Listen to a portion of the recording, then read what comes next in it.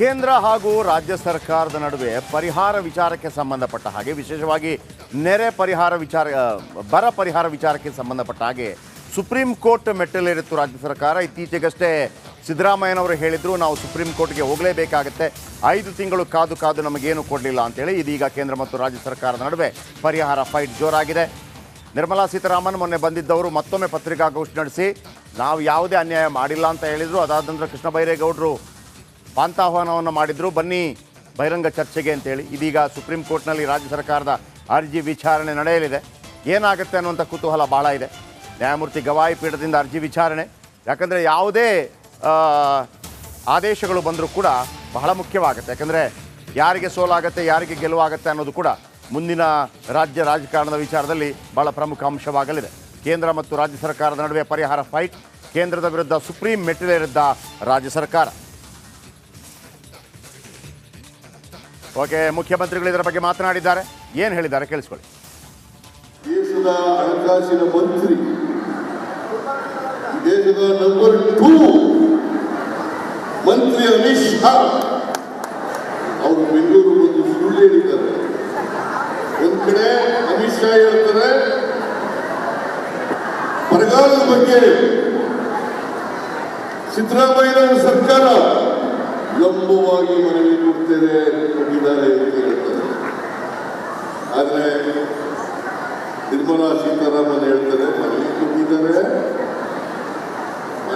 ಆದರೆ code of conduct ಅಡ್ಡ ಬಂದು ಈ ಸುಳ್ಳು ಹೇಳಂತ ಮಂತ್ರಿಗಳಿಗೆ. ಅದಕ್ಕೆ ನಾನು ಅನೇಕ ಸಾರಿ ಹೇಳಿದ್ದೀನಿ, ಬಿಜೆಪಿ ಅಂತಂದ್ರೆ ಬಿಜೆಪಿ ಸರ್ಕಾರ ಇದೆಯಲ್ಲ, ಅವ್ರ ಮನೆ ದೇವರು ಯಾವಾಗ ಬಂತಾರೆ ಸುಳ್ಳೇ ಅವ್ರ ಮನೆ ದೇವರು. ದೇಶದ ಹಣಕಾಸಿನ ಮಂತ್ರಿ, ದೇಶದ ನಂಬರ್ 2 ಮಂತ್ರಿ ಅಮಿತ್ ಶಾ ಅವರು ಬೆಂಗಳೂರು ಬಂದು ಸುಳ್ಳು ಹೇಳಿದ್ದಾರೆ.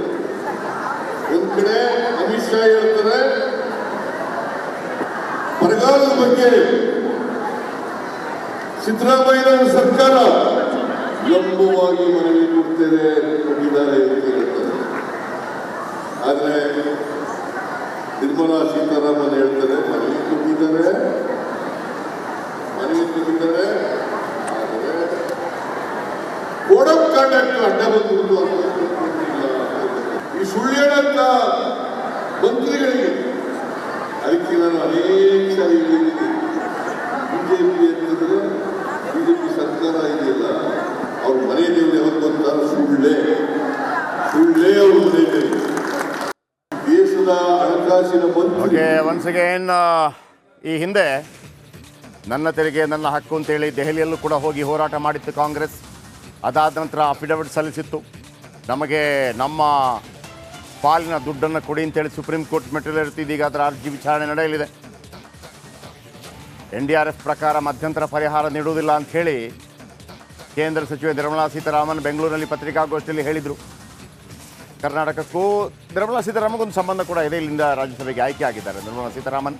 ಸುಳ್ಳು ಹೇಳ್ತಾ ಇದೆ, ನೀವು ಖಾಲಿ ಮಾಡ್ಕೊಂಡಿದ್ದೀರಿ ನಿಮ್ಮ ದುಡ್ಡನ್ನು, ಇಂಥ ಆರೋಪಗಳೆಲ್ಲ ಬಂದಿತ್ತು. ಇದೀಗ ಸುಪ್ರೀಂ ಕೋರ್ಟ್ ಏನು ಹೇಳುತ್ತೆ ಅನ್ನೋದು ವೆರಿ ಇಂಪಾರ್ಟೆಂಟ್. ನಟೇಶ್ ದೆಹಲಿಯಿಂದ ನಮ್ಮೊಂದಿಗೆ ನೇರ ಸಂಪರ್ಕದಲ್ಲಿದ್ದಾರೆ. ನಟೇಶ್, ಇದು ಎಲ್ಲಿ ತನಕ ಹೋಗ್ಬೋದು ಇವತ್ತು ಸುಪ್ರೀಂ ಕೋರ್ಟ್ನಲ್ಲಿ ವಿಚಾರಣೆ ಆದ ತಕ್ಷಣ ಇದಕ್ಕೇನಾದರೂ ಒಂದು ತಾರ್ಕಿಕ ಅಂತ್ಯ ಸಿಗ್ಬೋದು ಅಂತ ಅನಿಸುತ್ತಾ, ಅಥವಾ ಇದು ಮತ್ತೆ ಮುಂದೂಡಬಹುದಾ, ಅಥವಾ ಇದರಲ್ಲಿ ಯಾವುದೇ ಒಂದು ನಿರ್ಧಾರಗಳು ಪ್ರಕಟ ಆದರೂ ಕೂಡ ಇದು ಮುಂದಿನ ಲೋಕಸಭಾ ಚುನಾವಣೆಯಲ್ಲಿ ಸಂಘರ್ಷಕ್ಕೆ ಕಾರಣವಾಗ್ಬೋದಾ? ಏನೆಲ್ಲ ಇನ್ಪುಟ್ಸ್ಗಳು ಬರ್ತಾ ಇದೆ ರಾಜಕೀಯ ವಲಯದಲ್ಲಿ ಇದರ ಬಗ್ಗೆ?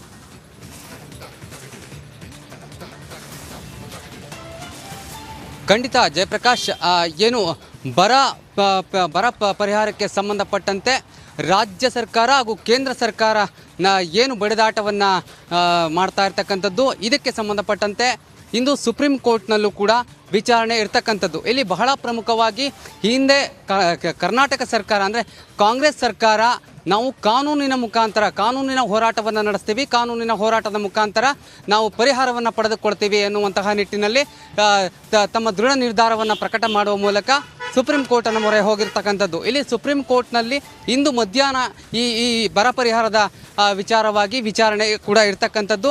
ಇಲ್ಲಿ ಬಹಳ ಪ್ರಮುಖವಾಗಿ ಸಿದ್ದರಾಮಯ್ಯನವರು ಏನು ನಿನ್ನೆಯಷ್ಟೇ ಮಾತನಾಡುವಂತಹ ಸಂದರ್ಭದಲ್ಲಿ ಹೇಳಿದರು, 18,000 ಕೋಟಿ ಬರ ಪರಿಹಾರವನ್ನು ಕೇಂದ್ರ ಸರ್ಕಾರ ರಿಲೀಸ್ ಮಾಡ್ತಾ ಇರ್ತಕ್ಕಂಥದ್ದು ಕೂಡ ಒಂದು ದೊಡ್ಡ ಮಟ್ಟದಲ್ಲಿ ತಾರತಮ್ಯವನ್ನು ಮಾಡ್ತಾ ಇದೆ. ಕೇಂದ್ರ ಸರ್ಕಾರ ನಮ್ಮ ಕಾಂಗ್ರೆಸ್ ಸರ್ಕಾರ, ಅದರಲ್ಲೂ ರಾಜ್ಯ ಸರ್ಕಾರದ ವಿರುದ್ಧ ಒಂದು ತಾರತಮ್ಯವನ್ನು ಮಾಡ್ತಾ ಇದೆ, ರಾಜ್ಯಕ್ಕೆ ತಾರತಮ್ಯವನ್ನು ಮಾಡ್ತಾ ಇದೆ. NDRF ನಡಿಯಲ್ಲಿ 18,171.44 ಕೋಟಿಯನ್ನು ಬಿಡುಗಡೆ ಮಾಡುವ ನಿಟ್ಟಿನಲ್ಲಿ ಯಾವುದೇ ರೀತಿಯಾದ ಆಲೋಚನೆಗಳನ್ನು ಕೂಡ ಮಾಡಿಲ್ಲ ಎನ್ನುವಂಥದ್ದು ಕೂಡ ರಾಜ್ಯ ಸರ್ಕಾರದ ಆರೋಪ ಆಗಿರ್ತಕ್ಕಂಥದ್ದು. ಈ ಹಿಂದೆ ಕೂಡ ಏನು ನಿನ್ನೆಯಷ್ಟೇ ನಿರ್ಮಲಾ ಸೀತಾರಾಮನ್ ಅವರು ಕೂಡ ಮಾತನಾಡುವಂತಹ ಸಂದರ್ಭದಲ್ಲಿ ಈಗ ನೀತಿ ಸಂಹಿತೆ ಜಾರಿಯಲ್ಲಿದೆ ಅನ್ನುವಂತಹ ಮಾತನ್ನು ಹೇಳ್ತಾರೆ. ಅದಾದ ಈ ಕಳೆದ ಬಾರಿ ಏನು ಅಮಿತ್ ಶಾ ಅವರು ರಾಜ್ಯಕ್ಕೆ ಬಂದಂತಹ ಸಂದರ್ಭದಲ್ಲೂ ಕೂಡ ಏನು ಬರ ಪರಿಹಾರದ ಬಗ್ಗೆ ಮಾತನಾಡ್ತಾರೆ. ಇವೆಲ್ಲವನ್ನ ಇಟ್ಟುಕೊಂಡು ಸಿದ್ದರಾಮಯ್ಯನವರು ಕೂಡ BJPಯ ವಿರುದ್ಧ ವಾಗ್ದಾಳಿಯನ್ನು ಕೂಡ ನಡೆಸ್ತಾ ಇರ್ತಕ್ಕಂಥದ್ದು. ಇಲ್ಲಿ ಬಹಳ ಪ್ರಮುಖವಾಗಿ ರಾಜ್ಯ ಸರ್ಕಾರ ಹಾಗೂ ಕೇಂದ್ರ ಸರ್ಕಾರದ ಹೊಂದಾಣಿಕೆಯ ವಿಚಾರದಲ್ಲೂ ಕೂಡ ಇಲ್ಲಿ ತಾರತಮ್ಯ ಆಗ್ತಾ ಇದೆ.